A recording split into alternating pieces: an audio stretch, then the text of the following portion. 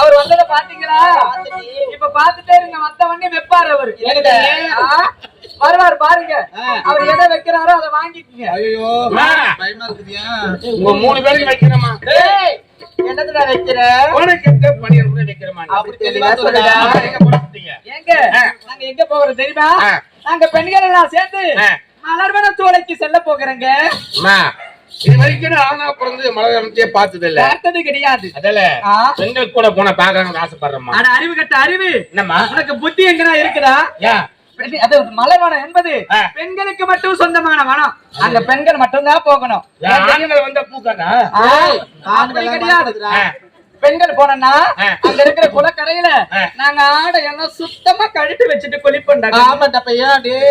குளக்கரையில ஆடையெல்லாம் அவுத்து வச்சுட்டு குளிப்பீங்க. நீங்களாம் ஆடையா அவுத்து வச்சுட்டு குளிக்கலாம், நானும் ஆடையா அவுத்து வச்சுட்டு குளிக்கலாம். எப்படி ஒரே இடத்துல ஒரே துறையில குளிக்கலாம், ஒருத்தவங்க பாக்காத குளிக்கணும். ஆமா அதானம்மா? அதுதான். நீங்க தண்ணிக்குள்ள உள்ள முழுகுங்க, சரி நான் மேல சூப் போட்டுக்கிறேன், உள்ள இருக்கீங்க, என்ன பாக்க முடியுமா? பாக்க முடியாதுடா. அதான் சொல்றேன். நீங்க ஏந்துக்கு கபாக்குன்னு ஏத்திட்டா குபாக்கு தண்ணிக்குள்ள பூந்து தண்ணி உள்ள முடிவு பாத்துட்டோம்னா எப்படிமா? இது புதுசா இருக்குது, நம்ம 2 பேரும் தனியா ட்ரை பண்ணலாமா? எப்ப எப்ப கோபால தண்ணி உள்ள ட்ரை பண்ணி பாருங்க. ஆடி பாடிக்கொண்டே மலர்வன சோலைக்கு போகலாம்.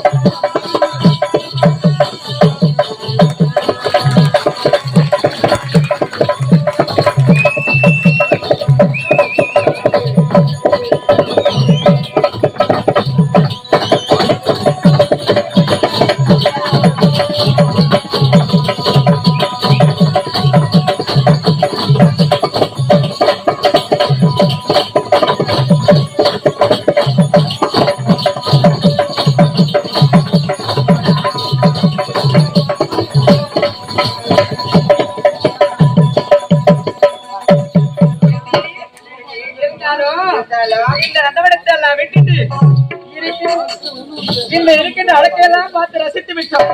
இந்த மலரோட சோலையை விடுத்து வேற மலரோட சோலை செல்ல வேண்டும். ஆடி பாடிக்கொண்டே செல்ல வேண்டும். நீ தாண்டி வாயை திறக்கணும். நீ வாயை திறக்கணும். நீ எப்ப வாயை திறப்ப? மொட்டை பசங்க கேட்டு செத்து சுத்தலாம் பாடத்தை மட்டும் குத்துவாங்களா? வேற எதனா குத்துவாங்க. போ பட்ட படி போ. எப்படி போக வேண்டாம் தெரியுமா?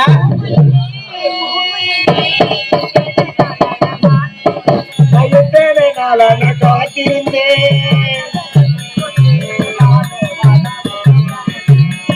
நாளான கண்ணி பொண்ணே நானும் வளர ரோஜா கண்ணு.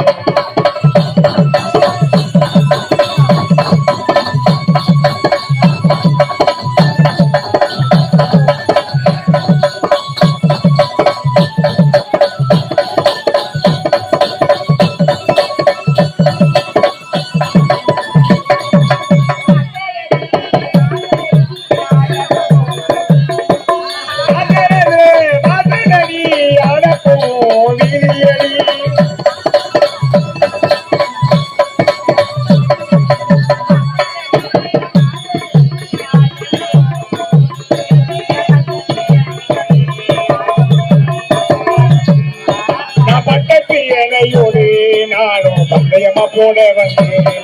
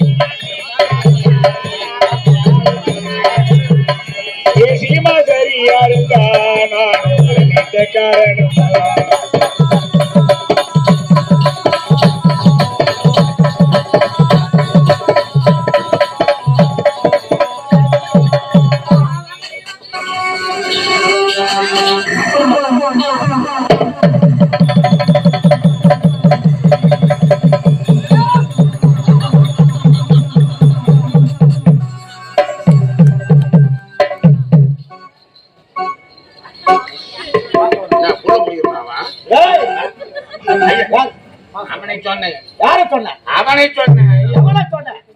என்ன கை கறிக்கணும்? வேற பக்கம் வா வா தங்கச்சி நாய் கொட்டுதுவா. நான் அடிங்கோ. ஏய் நான் யார்? எப்பேர் வெட்டுவன்? என்னாட்டு சேர்ந்தவன்? யாராருக்கு எப்படி பிறந்த நாடு? என்னது? நீ சொன்னதே தெரியும். நான் சொன்னதே தெரியும். ஆமா. இத்தாலி நாட்டிலே கலப்பு தம்பதிகளுக்கு மகனாக பிறந்தவன் நான். கலப்பு தம்பதியா செவுடாளுக்கு போறேன். கலாபட்டுக்கு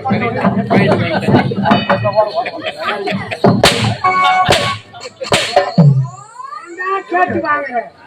நான் சூட்ட கொடுத்துட்டு வாய புண்ணா வைக்கிறேன். போடுறேன் கம்யூனிட்டியா இல்லைங்க. நீங்க தானே சொன்னீங்க. என் தந்தையோ இந்து மதத்தை சேர்ந்தவர், என் தாயாரோ கிறிஸ்துவ மதத்தை சேர்ந்தவர். அதனால் கலப்பு திருமணத்திற்கு பிறந்தவன் மிக்சர் ஆயிட்டாரு. இந்த மிக்சர் அவளை உடம்ப காப்பாத்துறாண்டா மிக்சர் ஆகலடா பொடியா ஐயா. இத்தாலி நாட்டிலே பிறந்து எங்கெங்கோ சென்றேன் வேலை தேடி. ஆனால் ஒரு இடத்தில் கூட எனக்கு வேலை கிடைக்கவில்லை. வேலை தர மறுத்து விட்டார்கள். அதனால் மனம் வெறுத்தேன், மனம் நொந்தேன். கடைசியில் ஒரு முடிவெடுத்தேன். என்னவென்று கொள்ளையடிப்பது. கொள்ளையடிப்பது அத்தும் பொண்டாட்டி தாலி தாலி அறுத்த பையனா இல்ல சொல்றேங்க.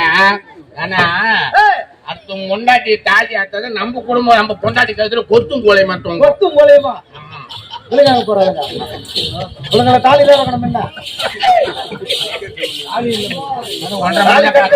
என்ன 1:30 மணி தான் பார்க்கணும். அதனால் மனமிருத்தி கொள்ளை அடைப்பதை, கற்பழிப்பதை, திருடுவதை இதுதான் வேலையாக கொண்டு வருகின்றேன். ஆனால் கொள்ளை அடித்தால் எப்படி? இருப்பவர்களிடம் கொள்ளை எடுத்து இல்லாதவர்களுக்கு கொடுப்பதுதான் என்னுடைய வழக்கம். ஏன்னா கொள்ளை அடிப்பது மக்களுக்கு தான் தெரியும். ஏன்னா நம்ம கொள்ளை அடிப்பது இல்லாதவங்களுக்கு கொடுப்பது நீங்க வழக்கம். அதனால் பைரவன் என்ற பரவடத்தை நான் வாழ்ந்து கொண்டு வருகின்றேன். இப்பொழுது நாடு முழுவதும் சுட்டுக் கொண்டு வந்துவிட்டோம். எங்கு செல்வது, கொள்ளை எடுப்பது என்று பார்த்தால் அதோ பார்த்தாயா பெரிய கோட்டை தெரியும். ஒரு கோட்டை தெரிகின்றது. அந்த கோட்டைக்கு சென்றால் நமக்கேற்ற பொன் பொருள் அத்தனையும் கிடைக்கும். என்ன மன்னிக்கிறேன். அது எப்படி அப்பட்ட கோட்டை தெரியுமா? எப்பேற்பட்ட கோட்டை? விஜயபுரி நாட்டு கோட்டை. விஜயபுரி நாட்டு கோட்டை. ஆமாங்க. அந்த கோட்டை சுத்தி 3000 பேர் இருக்காங்க. 3000 பேரு? ஆமாங்க. உள்ள 2000 பேர் இருக்காங்க. அந்த கோட்டைக்குள்ள நம்ம சாதாரணமா போக முடியாது ஐயா. என் திறமையை பற்றி உனக்கு நன்றாக தெரியும். உங்களுடைய திறமை எங்களுக்கு இதுவரைக்கும் தெரியும். ஆனா அங்க இருக்கவங்க தெரியாது இல்ல? தெரியாது. ஆமாங்க. என்னுடைய திறமை பற்றி உனக்கு தெரியும். 3000 பேர் என்ன 10,000 பேர் இருந்தாலும் சரி, எப்படியாவது அந்த கோட்டைக்குள் செல்ல வேண்டும். அங்கு இருக்கும் பொன் பொருள்களை களவாடி வர வேண்டும். களவாடி வந்து இல்லாத ஏழை மக்களுக்கு வாரி வாரி கொடுக்க வேண்டும். அதுதான் வழக்கம். தேசத்திற்கு வேற முடியாது. புறப்பட வேண்டும், கொள்ளையடிக்க செல்ல வேண்டும். சத்தியமா நான் வரல. ஏண்டா? நான் புள்ள குட்டிக்காரன். என் பொண்டாட்டி குழந்தை குட்டி காட்சி. நாங்க வர முடியாது. புள்ள குட்டிக்காரன் உன் பொண்டாட்டி குழந்தை குட்டி காட்சி நான் வர முடியாது. அது ரெண்டு வேற வேறயா? அவனை கூட நீ வந்தா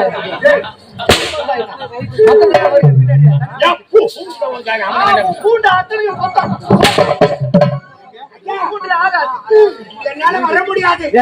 என்ன நம்பி 3 பேர் வீட்டுல காத்துக்கிறாங்க. யாராரு? பொண்டாட்டி 1, ஒய்ஃப் 2, சம்சாரம் 3. எல்லாம் ஒண்ணுதான். பொண்டாட்டி மூட்டை இருக்கு, சம்சாரம் கொள்ளு மூட்டை இருக்கு, ஒய்ஃப் ஏறி வேலை செய்யுது. ஏறி போச்சு கொழுப்பு. செவுரு எதிராதா என் மகனா, செவுரு எதிராதான்னு சொன்னேன். கேட்டியா? செவுரு எதிரி காலை உடச்சு உட்காந்துக்கிறேன். நீ ஏன்டா எதிர்த்தா நல்லா சனம் பண்ணிட்டு இருக்கிறான். எகிறானா பாத்து எகிறேன். உனக்கு ஒண்ணே அவளை ஆண்டவன் எனக்கு வச்சுட்டாங்க. ஓனர் கார் எடுத்துன்னு வரக்கூடாது, பைக் எடுத்துன்னு வரக்கூடாது. அது போனா தாங்கிடுறான்.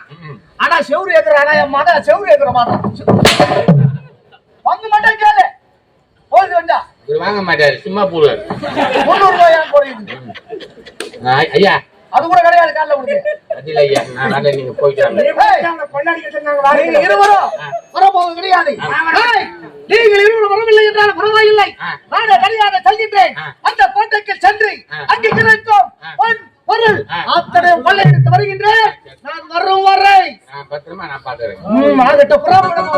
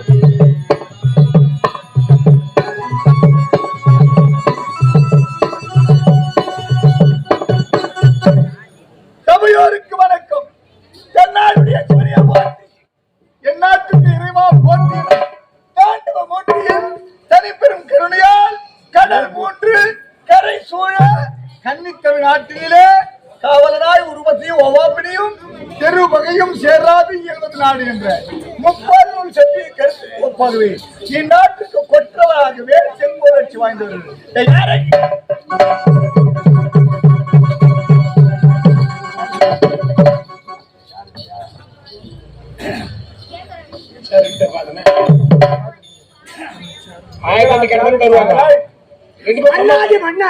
மக்கள் போற்றும் தலைவா காவலன் வணக்கம். வாழ்க வாழ்க என்று வாழ்த்துக்கிறேன். எதிரில் கேளுங்க கேட்டதானே கொடுப்பாங்க.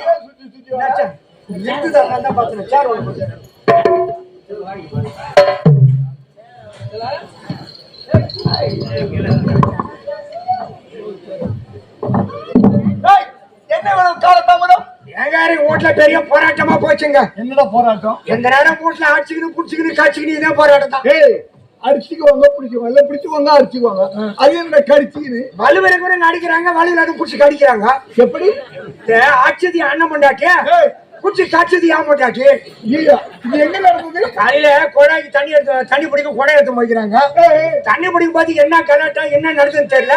என் அண்ணன் பொண்டாட்டி உடம்பு கிணமாச்சா ஏடிஎம் முன்னாடி ஒரு அடி அடிச்சா உடனே என் பொண்டாட்டி அம்மானு பாம்பு குடிச்சு நெச்சில் இருக்குதா அவனை அடிக்க முடியல ஏட்டி கையை பிடிச்சி கடிச்சான். பெரிய சண்டை நடந்திருக்குது. அப்படியே வீட்டுக்கு வந்துக்கிறாங்க. அண்ணன் சும்மா இல்ல என் பொண்டாட்டி என்ன பண்ண அந்த கோவத்தை மனசுல வச்சுக்கின்னு எங்க அண்ணன் பொண்டாட்டி அவன் சாமானிய வச்சுக்கின்னு எங்க அண்ணன் தண்ணி கொடுத்துட்டு போய் சேர்ந்துட்டான். கல்யாணத்துக்கு சீர் வச்ச அண்டா குண்டா லொட்டு லோசுக்குதெல்லாம் அண்டா குண்டா சரி அதனால லொட்டு லொசுக்கு அண்டா குண்டான எடுத்து வெளியே வச்சா லொட்டு கடிக்கிறதுக்குள்ள கொண்டு வச்சா லோசுக்கு அவங்க இடத்துல அவங்க போய் சேர்த்துட்டாங்களா. ஏன் பொண்டாட்டி சும்மா இல்ல முன்ன வந்தவளே தண்ணி கொடுத்து போயிட்டாளே நம்ம யார் இருக்குன்னு சொல்லிட்டு இவன் என்ன பண்ண இவன் சாமான் எடுத்து தண்ணி எடுத்துன்னு போட்டான். அந்த ஒருத்தான் தெரியல அவன் நாங்க போயிட்டோம் இந்த தெரியல அவன் போட்டா எங்க அப்பா சம்பாதிச்சு விட அப்படியே கிடைக்குது. 2 மாசம் 3 மாசம் ஆச்சு. சரி வேலைக்கு போய் சம்பாதி சாப்பிடணும்னு சொல்லிட்டு பொண்டாட்டி அடிக்கடி சாப்பாடு போடுறேன் வேலைக்கு போகணும்னு கேட்டேன். யாரும் கம்பெனி புத்தி இருக்குதா வயசுக்கு என்னடா சாவக்கூடாது ஜென்மத்தை வச்சுக்கிறீங்க முகத்தில முடிக்காத போற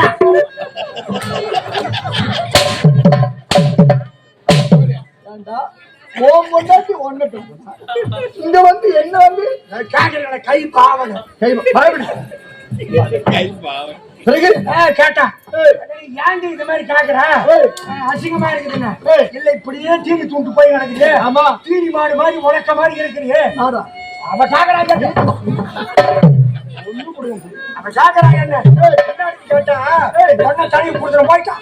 நீ தனி கொடுத்துட வந்துட்ட ஒப்பா சம்பாதிச்ச சொத்துக்குது அது மாதிரி பங்கு வராத சாப்பாடு கேக்குறேன்னு கேட்டான்.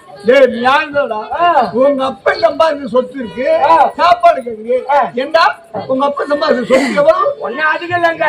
ஒரு புளிய மரம் ஒரு பசுமாடு 1 ஏக்கர் நிலம் இவ்வளவுதான். அந்த புளிய மரம் கூட புடங்கு மேத்தான் புடிங்கி கடையில் வச்சு குடிச்சிட்டு இருப்பாரு. புடங்கு முடியல போய் சேர்ந்துட்டாரு. உடனே பார்த்தா அடே இந்த சொந்த பங்கன்னு சொல்லிட்டு அண்ணனை கூட்டு 2 பேரும் பங்கிட முடியுமா? பிரச்சனை வரும். அதனால நேரம் தலைவர் 2 போய் நானும் எங்க அண்ணன் தனித்தனி கொடுத்துட போய் சேர்த்துட்டோம். அப்பா சம்பாதிச்சு சொத்து இருக்குது பங்கிட்டு கொடுன்னு சொல்லிட்டு தலைவர் சொன்னேன். தலைவர் கட்டார் ஒப்பா சம்பாதிச்சு தெரியுமா என்ன விவரம் சொல்ல பங்கிட்டு கொடுங்கன்ட்டார். இன்னும் அதிகம் கிடையாதுங்க. ஒரு புளிய மரம் ஒரு பசுமாடு 1 ஏக்கர் நிலம் இதான் அப்படின்னு யோசனை பண்ணி பார்த்தா ஒரு குடும்பத்துல முன்ன பிறக்கிற புள்ளதான் எல்லா கஷ்டத்தை அனுபவிக்க நல்லது செய்யும். பின்னாடி போறது சும்மா இருக்காது பிரச்சனை உண்டாகிறது. இருந்தாலும் காலம் போற போக்குல சொத்தை 2ஆ பங்கிட்டணும் 2ஆ பங்கிட்டணும் சொல்லிட்டு தலைவர் சொல்லிட்டாரு. எப்படி பங்கிட்டாரு? முன்ன பிறந்தவன் ஒண்ணு நீ அடுத்த பிறந்த அதனால சொத்துற மேல் பாகம் ஒன்னனுக்கு கீழ் பாகம் உனக்கு வாங்கடான்ட்டார். சரியாகவே பண்ணிட்டு இருக்கு. ஆமா ஏண்டா மக்களால் தேர்ந்தெடுக்கப்பட்ட ஒரு தலைவர். ஆமா நியாயமாகவே பண்ணிட்டு இருக்கு. அவனுக்கு கீழாக தம்பிக்கு. ஆமா சரி தலைவர் தீர்ப்பு சொன்னாங்கமான்னு போயிட்டான் போயிங்கன்னு 1 மாசம் 2 மாசம் ஆச்சு. என்னடா சொத்தை பங்கிட்டாரு என்ன சொல்லிட்டு வீட்டு பக்கமா வரலாம்னு கூட்டாண்ட பார்த்தா ஒரே சட்டம் சலதான் சத்தம் கேக்குது. பின்னாடி பார்த்தா எங்க அண்ணன் புளியா மரத்துல உடுக்கி இருக்கிறான். கோவம் வந்து பார்த்தேன் நேரா வீட்டுக்கு போன கோழி எடுத்தா கீழே இந்த பழத்தை மச்ச மாதிரி கோழி போட்ட மாதிரி வீட்டுக்கு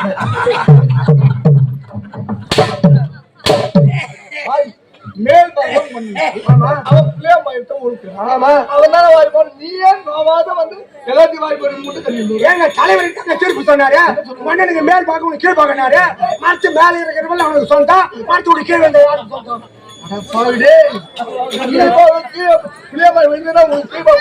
நான் ரெண்டாம் கட்டாங்க தலைவருக்கு மரியாதை கொடுக்கணும். நீ மட்டும் ரெண்டாம் கட்டால மட்டும் சொல்லலாம். அப்படியே பாத்துட்டு போயிக்கிறாங்க. அப்புறம் அப்படியே போய் அந்த பசுமாடு கண்ணு போட்டு பால் கறந்து குடிச்சிக்கிற மாதிரி சம்பவம் தெரியாது. பழச்சுட்டு போகும்போது சொன்னே போய் பாடுறாங்க என்ன நடக்குதுன்னு. போய் பார்த்தா கண்ணு விட்டு ஒரு பக்கம் பசுமாடு ஒரு பக்கம் இருக்குது. எனக்கு கோவம் தாங்கல. தலைவர் தீர்ப்புக்கு மரியாதை கொடுக்கணுமே. நேரா போனேன் கண்ணு குட்டி அவுத்து விட்டேன். கேனை எடுத்து போனேன், கண்ணு குட்டி முட்டுச்சு, கண்ணு குட்டி பிடிச்சி கேட்டேன். கேனை எடுத்து போய் மொத்த பாலை காலத்துக்கு வீட்டுக்கு வந்துட்டேன். துரோகி உங்க அண்ணன் அந்த பசுமாட்டுக்கு அந்த தீவனம் வச்சு தண்ணி காட்டி அவ்வளோ ஒரு பால் வந்து பால் கறந்து நேரம் நீ போய் பால் கறந்து மாதிரி என்னடா ஏங்க மடி எங்க சொல்லுங்க பால் கறந்தா எங்க போகுது கொத்தி அந்த கேன பூச்சி வச்சேன். சரியான அப்புறம் அந்த ஒரு ஏக்கர் நிலம் இருக்கு, அந்த ஒரு ஏக்கர் நிலத்தை ஓட்டி கலக்க போட்டான், வேர்க்கடலை போட்டான். 3 மாதம் கொத்து ஒரு சொல்லி அப்படியே குத்து குத்தா காப்பிடிக்கா காய் இருந்தது. பார்த்தா என் தம்பி பொல்லாதவன் இதே மாதிரி பண்ணிட்டு இருக்கிறான். 4 ஆளை கூப்பிட்டு வா, மொத்த செடி இப்படி காய பறிச்சு போட்டுமான்னு சொல்லி முன்னாடி சொல்லிட்டே இருக்கான். நான் கேட்டு சமாளிப்பேனா, சாயந்தரம் 7 மணி ஆச்சு, என் முன்னாடி கூட்டு போனேன், மொத்த செடி போடுங்க காய பறிச்சு போட்டு செடி அங்கேயே போட்டு வச்சேன்.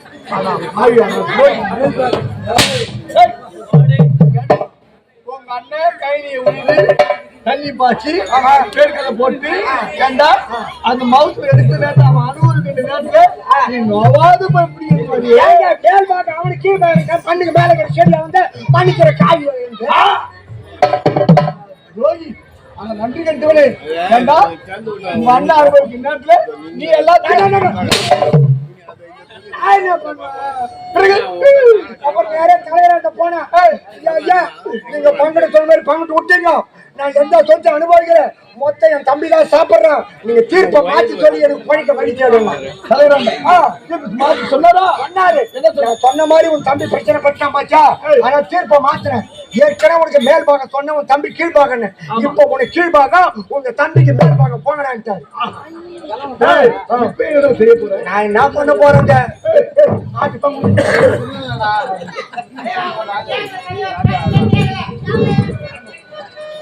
என்ன பண்ணாரு, ரொம்ப கெட்டுன்னு வந்து கிடக்கிறமே அப்பா சம்பாதிச்சு சொத்து அனுபவிக்க முடியும் சொல்றாரு. தமிழ்நாடு புத்தி இருக்கு தவளா, அந்த ஒரு ஏக்கர் ஓட்டி கவுரு நட்டான். ஒன்னும் உனக்கு ஏற்ற மாதிரி தான் பயிர் 3 மாசம் கொள்ள கவுரு அப்படியே கதிரு முடிஞ்சு போய் செட்டா மேல இருந்தது. பார்த்தா கோடு எடுத்து போன கதிரு மொத்த எடுத்து கோடுல போட்டு வந்துட்டா தட்டை எடுத்து மாட்டு போட்டு கிடக்குறான். இதுலயும் விட்டு கொடுக்க உங்க அண்ணன் கேட்டு அவன் அனுபவிச்சு நீ போய் அதுக்கு வரி என்னடா தலைவர் கூட்டாரு. இனிமே திருப்பி வாசிப்படி மோடி போடி கொடுத்தாரு.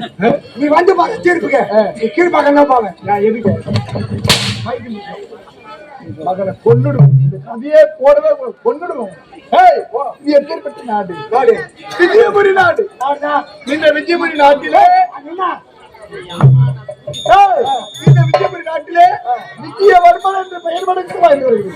அன்பால் பண்பால் மாசத்தால் உண்மையால் ஒழுக்கத்தால் நீதி நேர்மை கடமை கண்ணியம் கட்டுப்பாடு இந்நாட்டு மக்களை அணிகள வகுத்து உயிரினும் மேலாக மதித்து வாழ்ந்தது.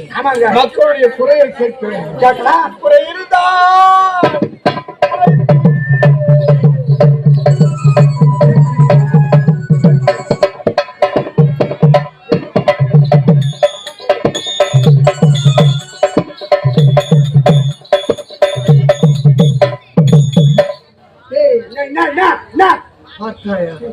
உன்னோடு கூட வரக்கூடிய அவயங்கள் ஞாபகம்